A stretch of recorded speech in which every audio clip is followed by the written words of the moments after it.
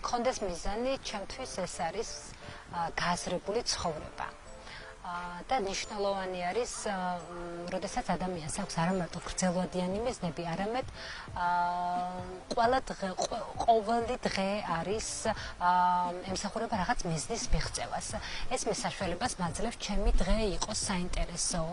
ეს მე საშუალებას მაძლევს მომცეს ენერგია და ეს საშუალებას მე მაძლევს რომ რაღაც ბარიერები გადავლახო და გავხდე უფრო უკეთესი ვიდრე ვიყავი თქვათ გუში.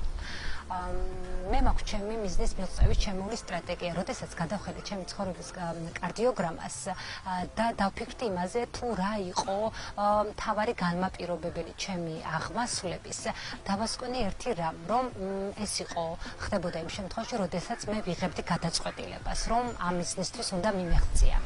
მაგრამ მნიშვნელოვანი არის კიდევ ერთი რამ, რომ სანამ მიიღებ გადაწყვეტილებას, რომ ამ მიზანს მიაღწიო, დაფიქრდე იმაზე, რისთვის გჭირდება ეს მიზანი, რას მოგიტანს, რას დაგიკმაყოფილებს. ეს მიზანი გჭირდება იმისთვის, რომ შენ გინდა, რომ შენ ინთები, შენი ვსები ენერგიით, როცა ამ მიზანზე ფიქრობ და როცა ამ მიზანს აღწევს, თუ ეს არის სოციუმის მიერ მოხვეული მიზანი, რომ სხვებმაც მიაღწიეს იგივეც. ამიტომ ძალიან მნიშვნელოვანი არის დაფიქრდე იმაზე, რისთვის გჭირდება ეს მიზანი და როდესაც ამას გაანალიზებ, შემდეგ მიიღო გადაწყვეტილება, რომ ამ მიზანს მიაღწიო და იმოქმედო.